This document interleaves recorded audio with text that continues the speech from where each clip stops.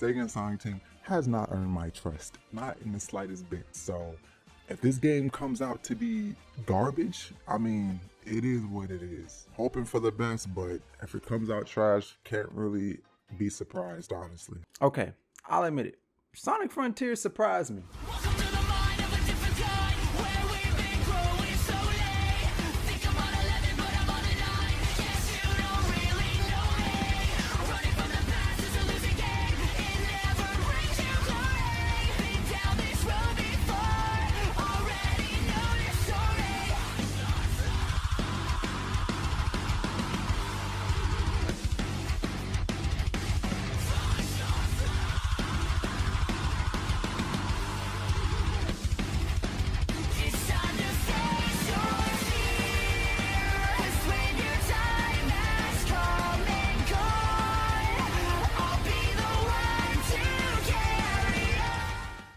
Like, to be real with you guys, I really thought that this game was gonna be kind of mid, and honestly, it wasn't.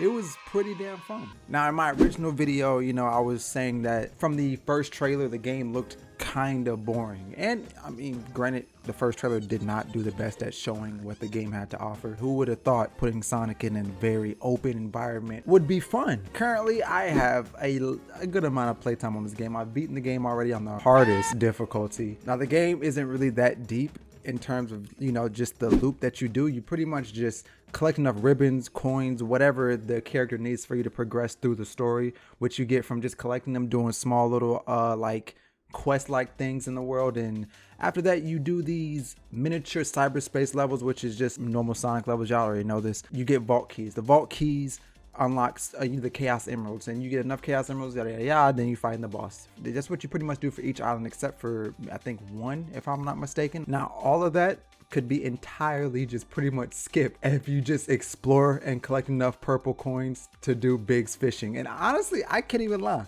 that's pretty damn cool. Biggs fishing was actually kind of fun. Now, the story wasn't anything too crazy. It was definitely better than the last, like, what, 3 to 4 Sonic games that came out. There was a few of these cutscenes where I was just like, yeah, okay, and I would just skip it. Now, the actual gameplay, this game has some jank to it, and I kind of like it. It definitely gives me like SA2 type of jank vibes, which is cool, you know, for a Sonic fan. If you're not a Sonic fan, you're probably gonna look at these like, this is trash, but for me, it was pretty cool. It was actually kind of funny sometimes.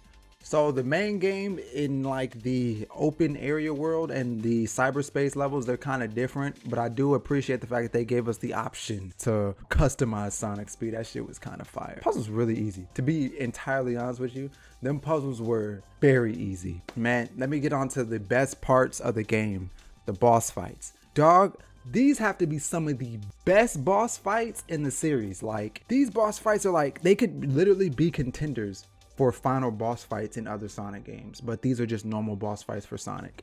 And it definitely shows how much he's grown and gotten stronger as a character. It's pretty damn tight. Yeah, and it doesn't help, the music for those boss fights is like peak. Bro, what was they cooking in the studio? Now, if only later down in the future they add a boss rush, it would be Gucci. But you know, I am a content creator, so I still gotta do what content creators do best: complain. Don't get me wrong, the game is not an ugly game. I don't know how to say this, but it's times during the cutscene where the game definitely looks like a fan game, kind of. Like, it doesn't look at least up to quality as the previous games in their cutscenes, which their cutscenes wasn't really all that. And also, like, the world aesthetics, this isn't like ugly or anything like that, but it definitely is kind of off-putting compared to, you know, what Sonic is. Like, these kind of look like just stock template worlds in Unreal Engine, if I'm being entirely honest with you. And Sonic is really a goofy character, you know, and there wasn't really that much goofiness in these world designs. He has loop-de-loops. He has all, there was no loop-de-loop. Aside from rails, it was still fun to play, but the worlds definitely, I hope in the future they actually make worlds look more Sonic-esque. But the cyberspace levels, they weren't too bad, some of them. Some of those levels was actually pretty damn fun to play. But if you wasn't really enjoying Forces levels,